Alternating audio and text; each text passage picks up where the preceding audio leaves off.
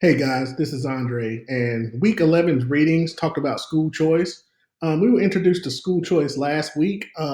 We talked about different advocates for school choice and vouchers, including Ms. Betsy DeVos, the Koch brothers, and even different foundations from the Gates Foundation, the Broad Foundation, and the Walton Foundation. They were all advocates for vouchers and school choice, and they all pumped a lot of money into different education reforms. When we start talking about school choice, we need to look at traditional public schooling versus private charter schools. This is a decade old debate talking about which one is better. James Coleman introduced his school choice theory, and what he said that families use whatever resources they can to get a good education for their children. If they cannot use the performance and behavior of their children to do so, they will use money or racial exclusion. And I thought this was very powerful when talking about school choice.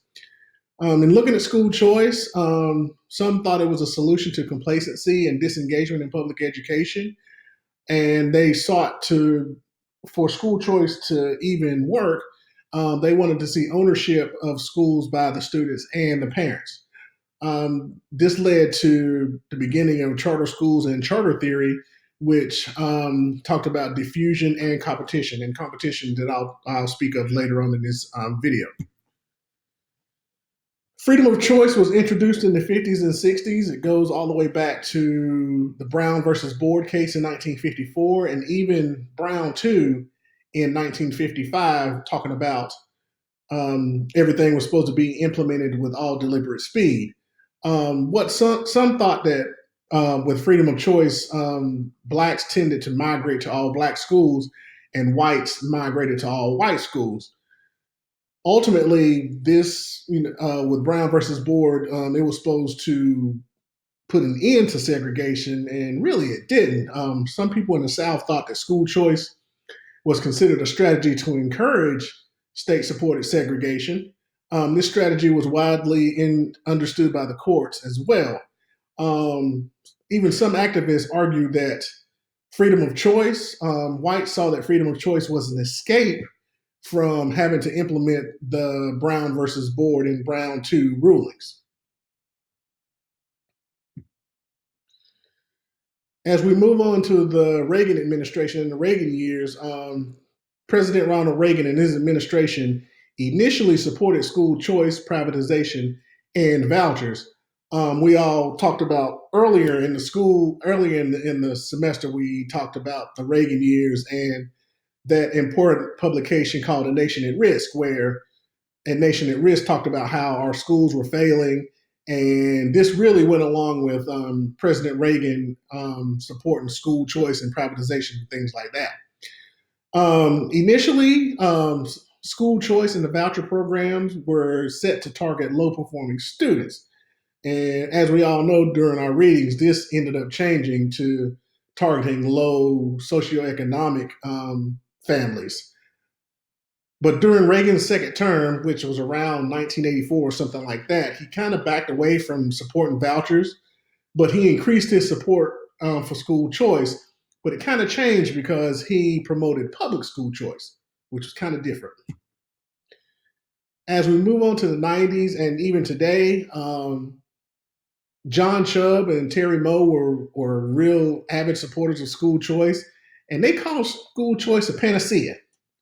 They had ideas of school choice begin to lose their negative connotation, although many opponents of school choice still felt that private schools were draining traditional schools of funding while not holding these schools as high regard and to high standards as the public schools were held to.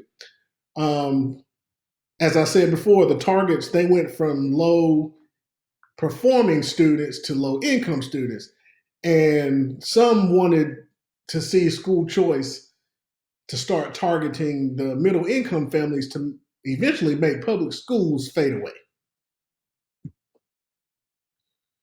As we continue talking about school choice in the 90s and today, there were advocates of school choice who predicted that school choice would transform our education here in America, looking at higher achievement, They were looking at the case for school choice were based on low test scores, low graduation rates, and even widening of the achievement gap, which is an issue that still plagues us today. Charter schools came into play, and slowly they became the jewels of the school choice movement. And there were many presidents who praised charter schools, which leads to the big debate today in the charter schools talking about competition. As I said before, talking about James Coleman and the charter theory.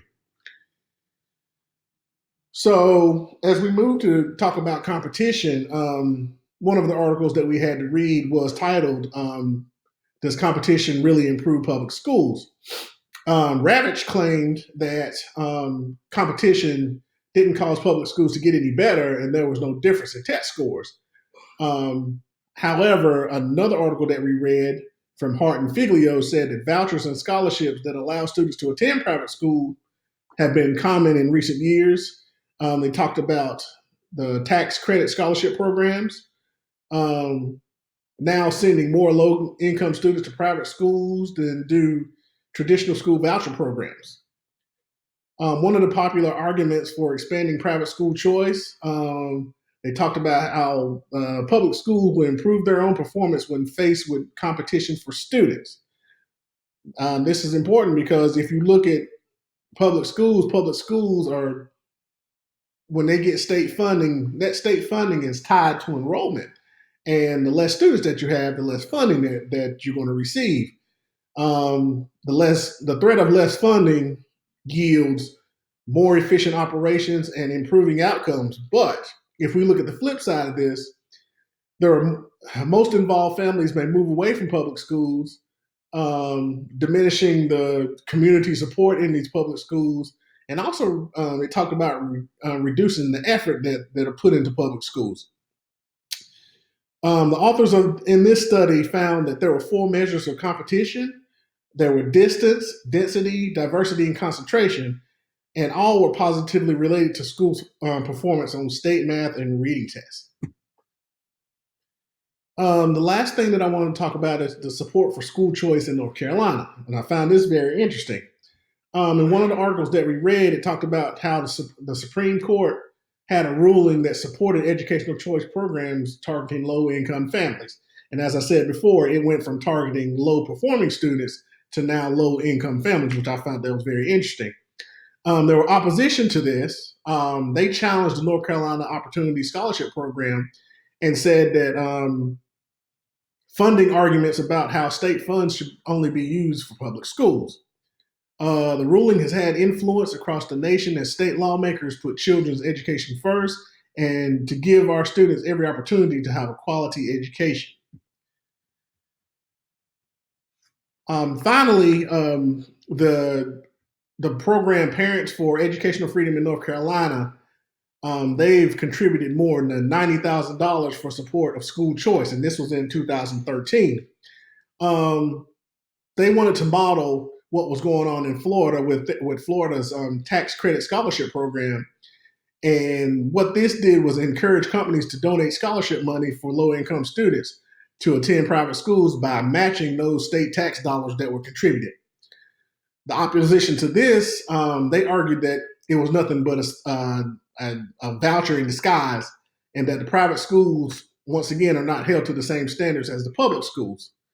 They introduced big-time donors that include the American Federation for Children, the Alliance for School Choice, and even Step Up for Students. And as we saw with one of the articles, they even had big-time athletes doing public service announcements for this, as the one that we saw, former North Carolina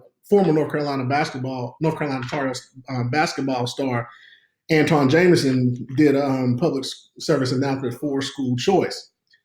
In closing, school choice is not going to go away as long as public education is not meeting the standards.